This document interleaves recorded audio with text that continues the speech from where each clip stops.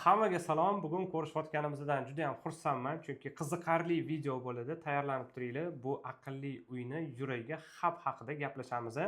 Aynan Aqara M200 hubi to'g'risida birgalikda ko'rib chiqamiz.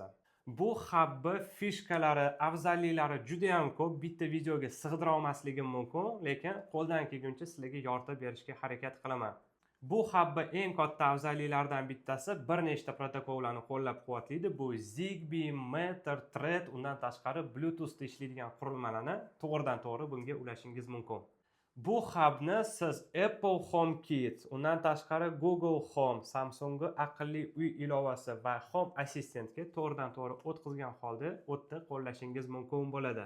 Bu hubni ichida yana eng kerakli bo'lgan qurilmalardan bittasi EcoPult joylashtirilgan. Bu qurilma yordamida siz konditsioner, televizor va boshqa pultda boshqariladigan qurilmalarni boshqarishingiz mumkin. EcoPult nimaligini bilmaydigan bo'lsangiz, quyidagi videoga o'tib, bizning YouTube'dagi videoni ko'rib, bilib olishingiz mumkin bo'ladi.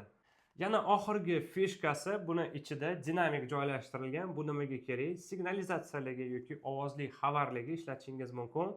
Adashmasam, hamma afzalliklarda to'xtadim. Hozir buni biz ochgan holda ilovaga ulab, sizlarga bir nechta funksiyalarni ko'rsatib berishga harakat qilamiz. Bu hub yordamida quyida aytganimdek Zigbee, Matter, Thread qurilmalarini, выключатель, termostat va boshqa qurilmalarni birlashtirgan holda bu hub yordamida boshqarishingiz mumkin bo'ladi. Eslatib ketaman, Aqara brendini biz rasmiy distribyutor hisoblanamiz. Agar sizga Aqara qurilmalari yoki mana shu hub kerak bo'lsa, bizning showroomga kelgan holda ko'rib, ishlatib, bularni xarid qilishingiz mumkin bo'ladi. Bu hubimiz yangi, ishlatilmagan. Hozir birgalikda buni ochamiz. Komplektida nimalar chiqishini ko'rib olasizlar va ilovaga ulagan holda bir ikkita funksiyalarni ishlatib ko'rishga harakat qilamiz. Hozir birgalikda buni unpacking qilib, keyin ilovaga qo'shib ko'ramiz.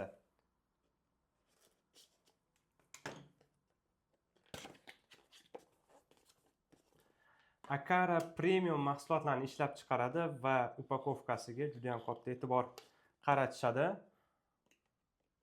Juda ham sifatli, usti ham, ichi ham ko'rib turishingiz mumkin.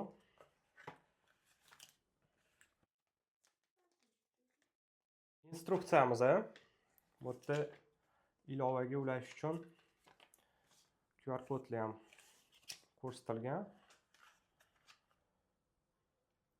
Type-C kabel, blok питания chiqmaydi, bizga blok питания kerak bo'ladi.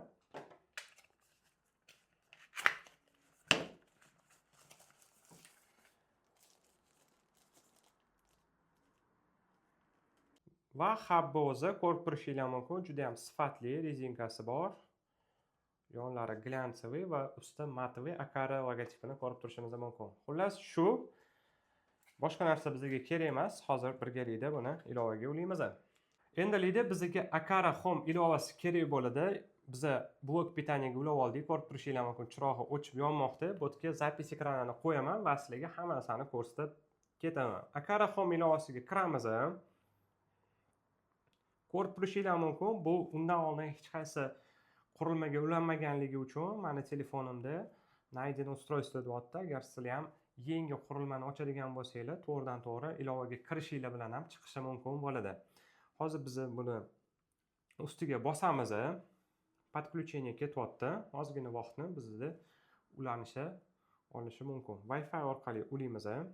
Sizlar Wi-Fi orqali yoki bu yerda mana joy ajratilgan, agar routeringlarni oldida turadigan bo'lsa, provodnoy сеть yordamida ulashingiz mumkin. Bu internet sifatini yaxshilab beradi va yaxshi ishlab beradi hublar.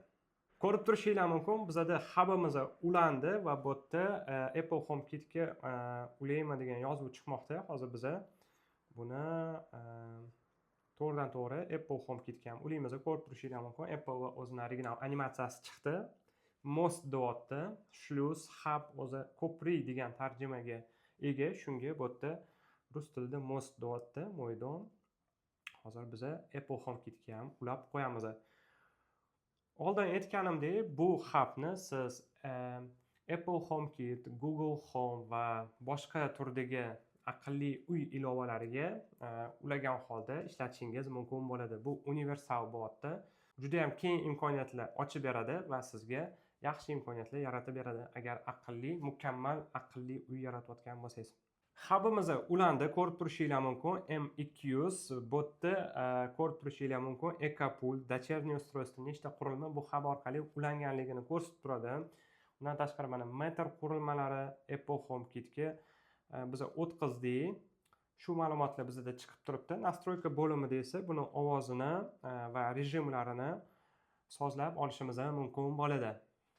EcoPult bo'limiga o'tadigan bo'lsak, ko'rib turishinglar mumkin. Добавить pult deyapti. Mana televizor, TV приставка va bu yerda o'tkazgan holda har xil qurilmalarni bu yordamida boshqarishingiz mumkin bo'ladi. Oddiy pultni bunga kiritib qo'yishingiz mumkin. O'zi hub nimaga kerak degan savol tug'ilishi mumkin. Agar sizlar bu ma'lumotga ega bo'lmasanglar, hozir eslatib ketmoqchiman. Hub yordamida siz aqlli qulflarni, aqlli qurilmalarni distansion tarzda dunyoni istalgan nuqtasidan boshqarishingizga yo'l ochib beradi. Bu degani har bitta qurilma shu Zigbee hubga ulanadi va Zigbee hub sizga ma'lumot jo'natib turadi yoki sizdan kelayotgan ma'lumotni, misol uchun eshikni ochish, aqlli qulfni yoki chiroqni o'chirish yoki yoqish signallarini o'ziga qabul qilgan holda qurilmalarga yetkazib beradi va shu narsani amalga oshirib beradi. Videoni boshida aytganimdek, bu hub dinamigi bor. Bu dinamik yordamida siz qo'ng'iroqlarni yoki signalizatsiyalarni qo'yishingiz mumkin bo'ladi. Har xil ssenariy yordamida bu dinamikka hozir ovozini mana oshirgan holda sizlarga eshittirib ko'rishingiz mumkin bo'ladi. Eng baland ovozi ma'lum avtomatizatsiyalarda yoki ssenariylarda bu narsa sizlarga kerak bo'lib qolishi mumkin. Hub ichidagi EcoPultni biz hozir konditsionerimizga uladik va ko'rib turishingiz mumkin. Konditsionerimizning pulti chiqmoqda. Bu yerdan biz o'chirib, yoqib, gradusini baland past qilib yoki kerakli bo'lgan rejimni ishlatishimiz mumkin. Undan tashqari bosh menyuda mana konditsionerimiz alohida qurilmadek qo'shildi. Bu degani EcoPult yordamida qo'shilgan barcha jihozlar, qurilmalar, televizor yoki pult bilan boshqariladigan qurilmalar alohida jihozdek bo'lib chiqadi va ssenariylar yordamida yoki avtomatizatsiyalarda siz buni alohida guruhlarga bo'lgan holda qo'llashingiz mumkin bo'ladi. Ko'rib turishinglar mumkin, hozir biz EcoPult yordamida konditsionerimizni boshqaramiz. Mana yoqib oldik. Undan tashqari graduslarni baland past qilib va bizga kerakli bo'lgan sovuq, issiq yoki shamollatish rejimlarini telefon orqali endi boshqarib ishlatishimiz mumkin bo'ladi. Aqara M200 hub to'g'risida videomiz yakuniga yetmoqda. Agar sizlarda qanaqadir savollar tug'ilgan bo'lsa, albatta kommentariyaga yozinglar. Biz Instagram orqali yoki Shorts yordamida yoritib berishga harakat qilamiz. Undan tashqari bu hubni ishlatib, kerakli bo'lgan qurilmani ulab ko'rmoqchi bo'lsangiz, bizani showroomga tashrif buyuringlar. Biz sizlarni kutib olib, hammasini tushuntirib, ko'rsatib beramiz. Agar siz shu hubni buyurtma bermoqchi bo'lsangiz, shu telefon raqamlariga murojaat qilinglar. Biz butun O'zbekiston bo'ylab sizlarga chiroyli yetkazib beramiz. Video foydali bo'lgan bo'lsa, like bosib obuna bo'linglar, bizani qo'llab-quvvatlanglar, tanishinglarga jo'natinglar. Tez orada foydali videolarni yanada ko'paytirib boramiz.